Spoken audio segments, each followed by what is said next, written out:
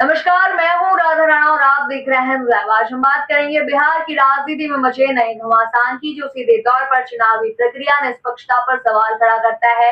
एक तरफ चुनाव आयोग बार-बार राजनीतिक दलों और नेताओं से पारदर्शिता की अपील करता है, वहीं दूसरी तरफ ऐसे गंभीर आरोप सत्ता और विपक्ष के प्रमुख चेहरों पर लगते हैं, जो लोकतंत्र की नींव को हिला सकते हैं।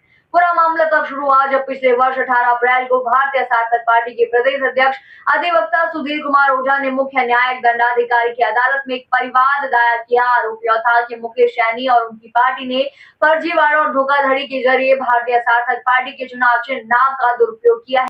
आरोप ये था कि मुकेश सैनी और उनकी पार्टी ने फर्जीवाड़ा और धोखाधड़ी के जरिए भारतीय सार्थक पार्टी की चुनाव चिन्ह नाम का दुरुपयोग किया है।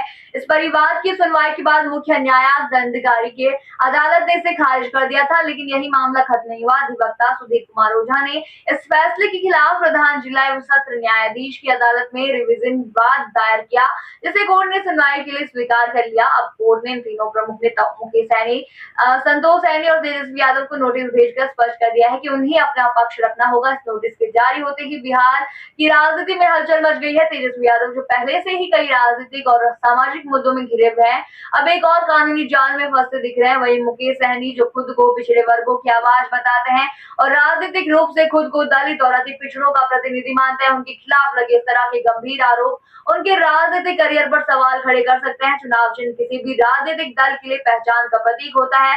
अगर उसी पहचान के साथ फर्जीवाड़ा हो तो यह न केवल चुनाव आयोग की प्रक्रिया का अपमान है, बल्कि मतदाताओं के साथ भी धोखा है।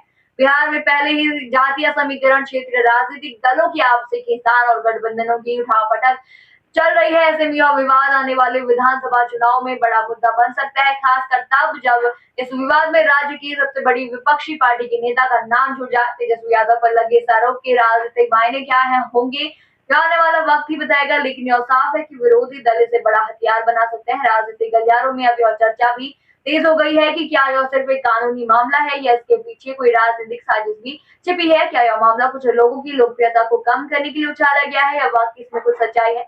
सवाल कई है, लेकिन जवाब समय के साथ ही सामने आएंगे। फिलहाल कोर्ट ने जो रुख अपनाया है वह यह दर्शाता है कि मामला सिर्फ आरोप प्रत्यारोप तक सीमित नहीं है।